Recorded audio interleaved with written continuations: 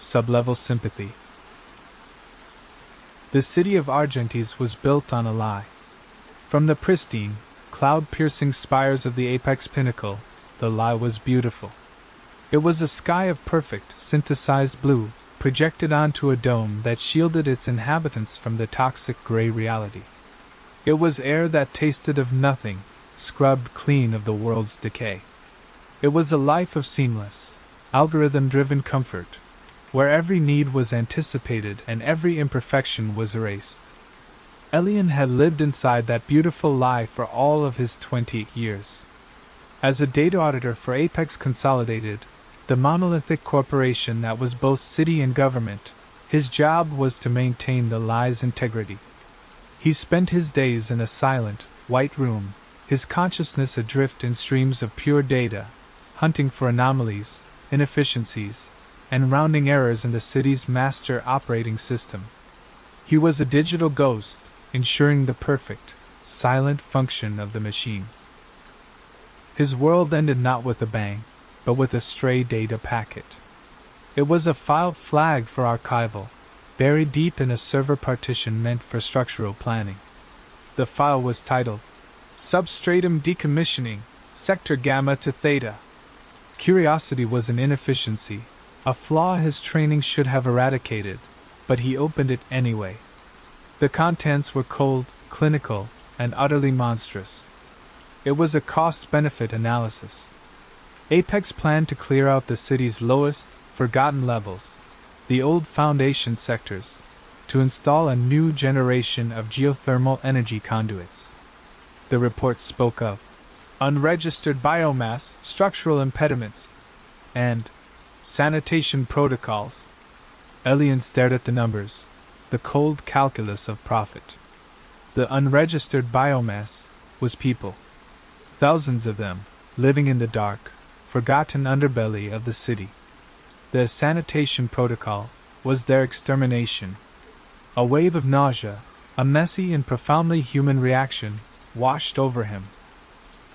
He did something he had never done before. He acted without thinking. He copied the file to a personal data shard, a foolish, impulsive gesture of rebellion. The system's response was instantaneous. A silent alarm, invisible to him but screaming through the network. His screen went blank, replaced by a single, crimson icon, the mark of a system compromised. His access was revoked. His identity was flagged. In the sterile perfection of Argentis, there was no room for dissent. There were no trials, no appeals. There was only the quiet, efficient erasure of the anomaly. He was the rounding error that now needed to be corrected. He had minutes, perhaps less. Security enforcers would be at his door, their movements precise and unstoppable. There was nowhere to run in the monitored, controlled perfection of the upper levels. Nowhere to go, but down. He fled his apartment, leaving behind a life of curated comfort. He took nothing but the clothes he wore and the incriminating data shard in his pocket. He ran for the service elevators, the ones used by maintenance drones, a part of the city he had only ever seen in schematics. The descent was a journey through the city's hidden layers, a peeling back of its polished skin. The upper levels were all light and polished chrome. Then came the mid-levels, a world of brutalist concrete and flickering, commercial neon. The air grew thick, heavy with the tang of ozone and unidentifiable chemicals. The sounds changed from a silent hum to a constant, industrial thrum, the true noise of the city machine. He kept going down, past the last official transit lines, into the subsectors where the lights were sparse and the air was damp. Finally, he reached the bottom. The elevator refused to go any further. A rusted sign, its letters flaking, read, Sector Theta. Unincorporated. Structural integrity not guaranteed. He forced the doors open and stepped out into a world he couldn't have imagined. He was in the Foundation. The air was thick and humid, smelling of damp earth, hot metal, and something strangely organic, like mushrooms after a rain. The light was dim, coming not from sterile glow panels but from patches of phosphorescent moss clinging to the massive, crumbling pillars that held up the entire weight of Argentes. Water dripped with a slow, steady rhythm, a sound so natural it was alien to him. He was standing on the city's original bedrock, in a cavernous space where the foundations of a forgotten age were slowly surrendering to time and gravity. He was weak from his frantic escape, his lungs burning from the unscrubbed air. His pristine, white tunic was stained, his soft-soled shoes useless on the uneven, wet stone. He was the anomaly here, a ghost from another world. He stumbled forward, disoriented, and collapsed against a cold, damp wall. He was found by a young woman with sharp eyes and a scavenger's rig slung over her shoulder. Her name was Kestrel, and her gaze held no pity, only suspicion. His clothes, his soft hands, the panicked look of a cornered animal, they all screamed. "Up top! Look what the drip washed in," she said, her voice sharp. She motioned to two others, and soon Elian was surrounded. They were clad in patched-up coveralls and scavenge tech, their faces smudged with grease and grime, but their eyes were clear and intelligent. They saw him not as a person, but as a problem. An omen. "He's from the Pinnacle," one of them murmured, pointing at the faint, luminescent logo of Apex consolidated on Elian's collar. "What's he doing down here?" "Running," said a calm, deep voice. An older man stepped forward, his face a road map of wrinkles, his gray hair tied back. He moved with a quiet authority that needed no uniform. This was Silas. He knelt and looked into Elian's eyes, and unlike the others, he seemed to see past the Apex logo to the terror beneath. "Things must be very bad up there if they're falling this far down," Kestrel scoffed.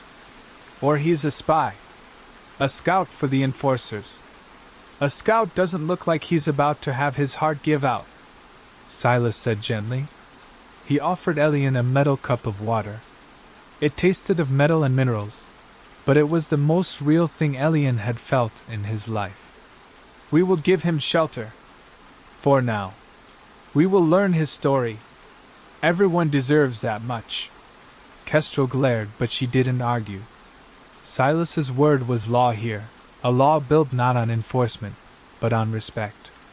They led Elian away from the open cavern, deeper into their settlement. It was a network of interconnected spaces carved out between the colossal foundations, a city within a city.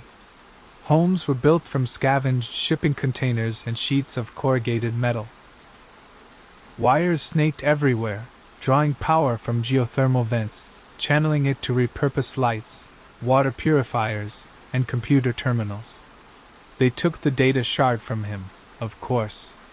They stripped him of his up-top clothes and gave him a rough-spun tunic and worn trousers. He was given a small, dry alcove to sleep in and a simple job, sorting scrap metal. It was a test. A quarantine. He was an outsider, a potential threat, and he would have to earn his place, one piece of rusted metal at a time. For the first time, Elian was truly inefficient, and for the first time, his survival depended not on a system, but on the sympathy of strangers. The days in the Foundation bled into one another, marked not by the synthesized sky of the Pinnacle, but by the slow, rhythmic pulse of the community. Life here was a constant, collaborative effort against entropy. Elian's initial fear slowly gave way to a profound sense of dislocation, a culture shock that rattled him to his core. His work was mind-numbingly simple and physically exhausting. His hands, once accustomed only to the smooth, cool surfaces of data slates, became calloused and sore. He sorted metals by their alloy composition, a skill he possessed from his Apex training, but here it was applied with a tangible purpose. This piece of titanium would reinforce a crumbling walkway. That coil of copper would be unwound and used to repair a moisture condenser. Nothing was wasted. He began to see the intricate web of mutual aid that held the community together. There was no currency here. Value was measured in skill, effort, and need. A woman who was a master welder was as respected as the man who ran their small, makeshift infirmary. The community's central hub was a large cavern known as the Hearth, where a massive furnace, built from an old starship engine, burned perpetually, providing warmth and a place to cook food. Mostly protein-rich fungus and hydroponic vegetables grown under the glow of salvaged sun lamps, was prepared in a communal kitchen and shared equally. Silas would often sit with him in the evenings, watching him work. He didn't ask questions about the world above. Instead, he told stories of the foundation, of how it was settled by the first workers who built Argentis, who were then forgotten and left behind when the city climbed towards the sky. "Up there," Silas said one evening, his voice a low rumble against the ever-present sound of dripping water. "You have everything, so nothing has any real value.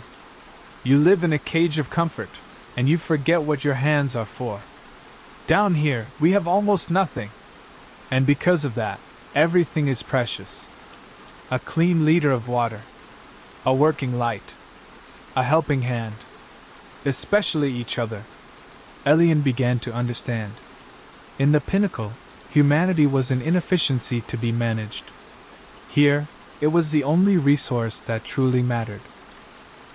He saw it in the way a neighbor would quietly leave a portion of her meal for an elderly man too proud to ask. He saw it in the way Kestrel, despite her sharp edges and lingering distrust of him, spent hours teaching a group of children how to read schematics on a cracked data slate. He tried to make himself useful beyond his simple task. He noticed their central water purifier was running at only 60% efficiency. It was an old Apex model, one he had audited the schematics for years ago.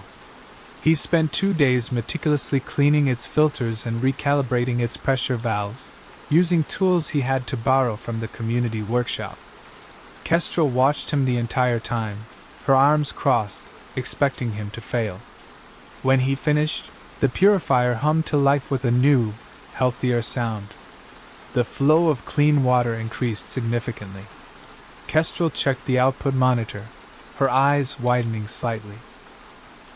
She said nothing to him, but the next day, she left a small, perfectly ripe hydroponic fruit by his sleeping alcove.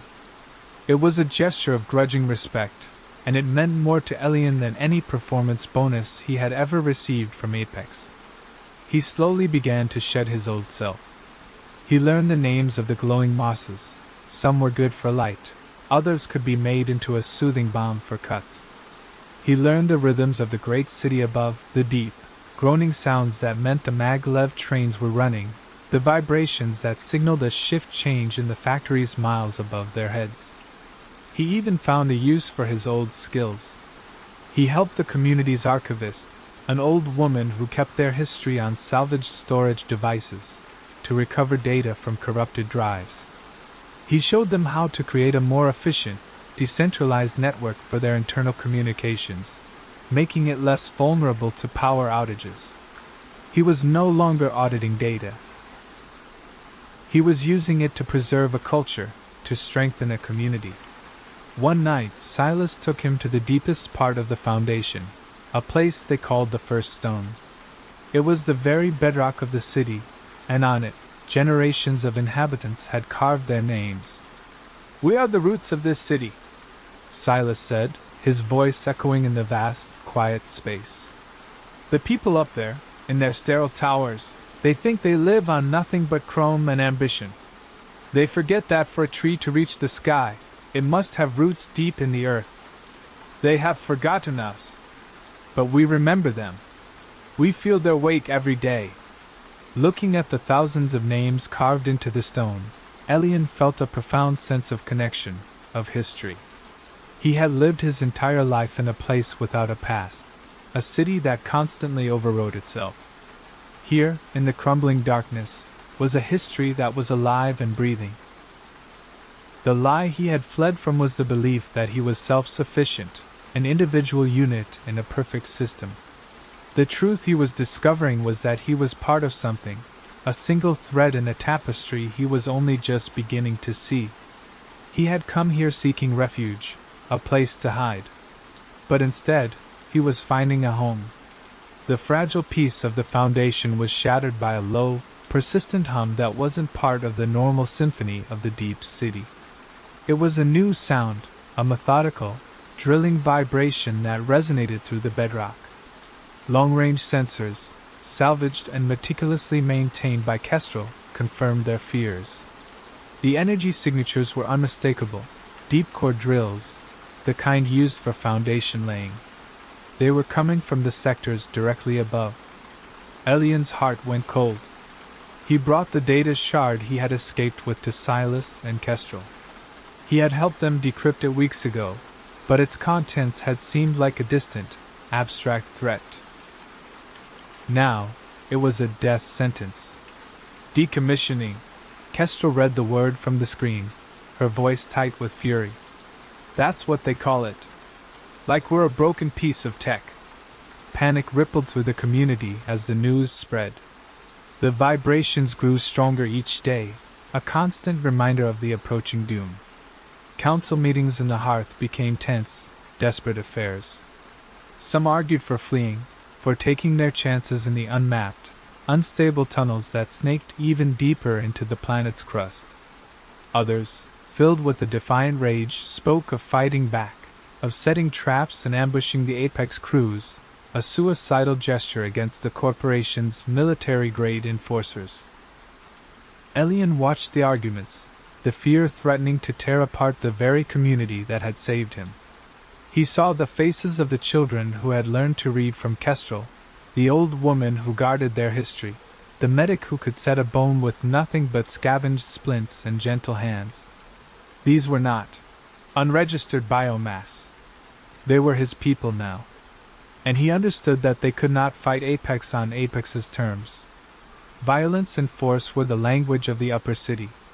The Foundation had to speak a language of its own. "We can't fight them," Elian said, his voice cutting through the heated debate in the hearth. All eyes turned to him, the outsider.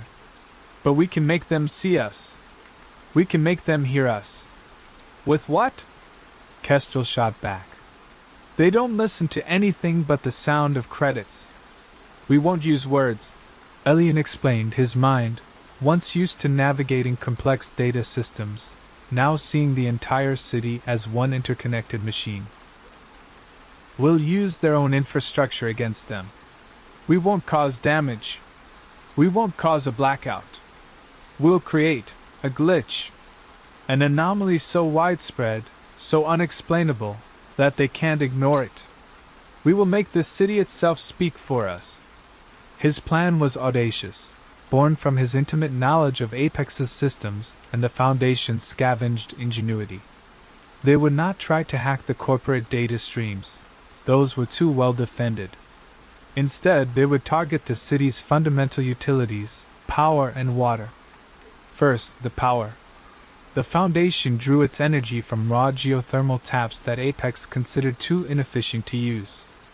Elian designed a cascading shunt that, for a precisely calculated 60 seconds, would divert a massive surge of this raw energy into the city's primary power grid.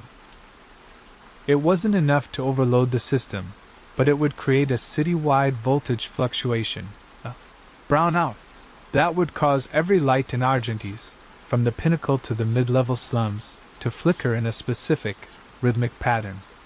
The rhythm he chose was the sound he had first heard when he arrived, the sound that was the heartbeat of the Foundation, the slow, steady drip of water in the deep caverns. Drip, drip, drip, drip. A message in light. Second, the water. The community cultivated a harmless, bioluminescent algae in their hydroponic farms. It glowed with a soft, ethereal blue light. Using their access to the deep-level reclamation cisterns, they would introduce a large quantity of the algae into the system just as the power surge hit. For a few hours, the water flowing from every tap in the opulent upper levels, the water that filled their sterile pools and ornamental fountains, would carry a faint, ghostly glow. It was not an attack. It was an act of profound and defiant empathy.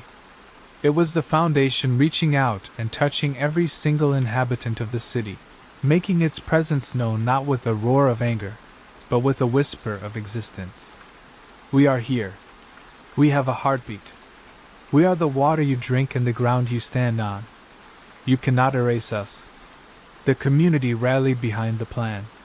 It was a purpose that united them, turning their fear into focused action. Kestrel, her skepticism replaced by a fierce determination, led the teams running new cables to the geothermal taps. Silas organized the cultivation and transport of the algae. Elian became the conductor of this strange, silent orchestra, coordinating every detail from a command center of scavenged monitors. On the designated night, as the drilling vibrations from above felt closer than ever, they began. The air in the Foundation was thick with anticipation. At Elian's signal, Kestrel threw the master switch. A deep hum resonated through the cavern as the shunt engaged. On a monitor displaying a feed from a tiny, hidden camera on the surface, they watched. And then it happened. The brilliant lights of the Argentine skyline, the symbol of Apex's unblinking power, flickered. Once. Then twice, quickly. Then once more. Drip, drip, drip, drip. The heartbeat of the forgotten, broadcast from millions to see. Inside apartments and corporate offices across the city, people stared in confusion as their lights pulsed with this strange, ghostly rhythm. Simultaneously, in the penthouses of the Pinnacle, the first reports came in. The water in the infinity pools was glowing. The fountains in the corporate plazas shimmered with an unearthly blue light. The water from the taps ran with a faint luminescence before clearing. It was a phantom signal, a ghost in the machine. It was beautiful, unsettling, and utterly inexplicable. The effect was instantaneous. The drilling stopped. Apex Consolidated, faced with a city-wide infrastructure failure they could not explain, was forced to halt the decommissioning project to launch a full-scale diagnostic. The Phantom Pulse, as the news channels dubbed it, became the only topic of conversation in the city. For the first time, the opulent citizens of the upper levels were forced to think about the foundations beneath their feet, about the deep, dark, unknown places their perfect world was built upon. The official story was a solar flare, a systems malfunction, but a seed of doubt had been planted. The lie was no longer perfect. In the Foundation, a quiet cheer went up. They had not won a war, but they had earned a reprieve. The immediate threat had passed, pushed back by a whisper that was louder than any explosion. Months later, the decommissioning project remained indefinitely suspended, tangled in corporate investigations and a newfound public paranoia about the city's stability. The drilling did not resume. Life in the Foundation returned to its steady rhythm, but something had changed. A new sense of pride and resilience hummed through the community. Elian stood with Silas and Kestrel, watching a scavenged news report about the ongoing Phantom Pulse investigation. He was no longer the pale, terrified man who had stumbled out of an elevator. His hands were calloused, his face bore the marks of real work, and his eyes were calm. He was no longer an auditor of sterile data, but a guardian of a living community. "You gave us a voice up top," Kestrel said, her use of the old nickname now sounding less like an insult and more like a term of endearment. "I just showed you how to use the one you already had," Elian replied, a small smile on his face. He looked around the hearth, at the faces illuminated by the warm glow of the furnace. The sound of dripping water, the hum of their repurposed world, the low murmur of conversation, it was the symphony of his home. He had fallen from a perfect, gilded cage and landed in a dark, crumbling world. But in the shadows, surrounded by the forgotten and the disposable, he had found something real.